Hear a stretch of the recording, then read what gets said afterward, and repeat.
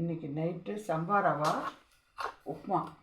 அதுக்கு வெங்காயம், தக்காளி, கேரட்டு, பச்சை பட்டாணி, பீன்ஸு, காலிஃப்ளவர், குடமிளகா, உருளைக்கிழங்கு, இது எல்லா வெஜிடபிள்ஸும் போட்டு சம்பா ரவா உப்புமா பண்ண போகிறேன். ஃபஸ்ட்டு எண்ணெய் ஊற்றி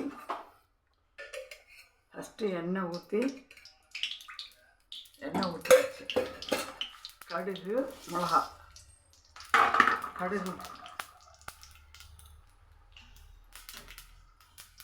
மிளகா, தாளித்து கொட்டி கடுகு வெடிச்சதுக்கப்புறமா கடலைப்பருப்பு அண்டு உளுத்தம்பருப்பு, இது ரெண்டும் இதை போடுறேன். கடலைப்பருப்பு உளுத்தம்பருப்பு ரெண்டும் நல்லா போட்டு லைட்டாக செவந்த அப்புறமா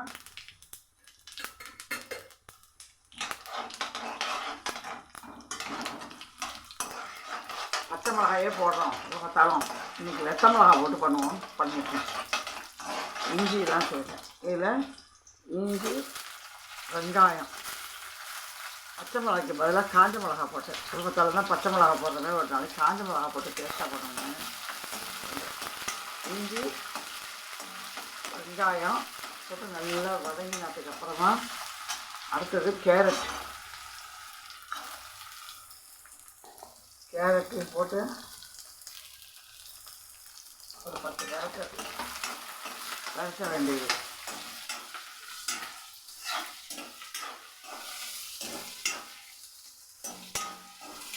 வதக்கிட்டு அப்புறமா பச்சை பட்டாணி, குடமிளகா, உருளைக்கிழங்கு, பீன்ஸு, காலிஃப்ளவர் எல்லா காயும் போட்டாச்சு.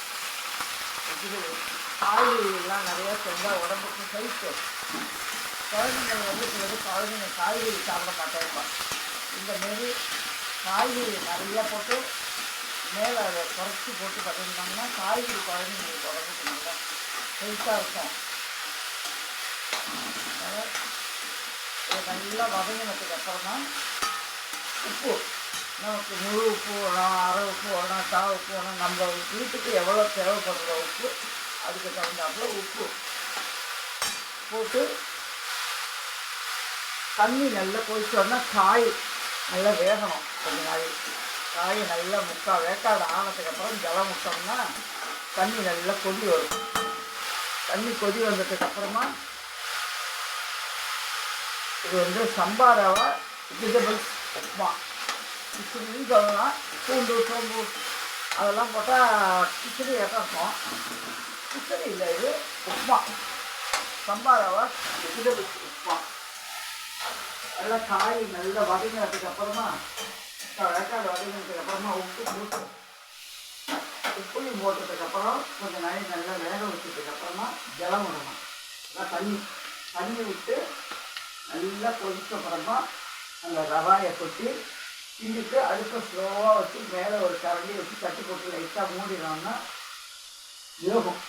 வெந்ததுக்கு அப்புறமா கலரி விட்டோம்னா ஸ்டார்ட்டாக இருக்கும். உடம்புக்கும் நல்லா ஹெல்த்தியாக இருக்கும். இப்போ காய் விதகிறது போட்ட காய் அனைத்தும் போட்டுருக்கேன். என்ன ஒன்று, எப்போவும் பச்சை மிளகாய் இஞ்சி போடுவேன். இன்றைக்கி பச்சை மிளகாய் இஞ்சி போடல. இஞ்சி, வெங்காயம், காஞ்ச மிளகாய், பச்சை காயெல்லாம் போட்டாச்சு. தக்காளியும் போட்டுருந்தேன். கொஞ்சம் புளிப்பு இருந்தால் நல்லாயிருக்கும். தக்காளியும் போடணும்.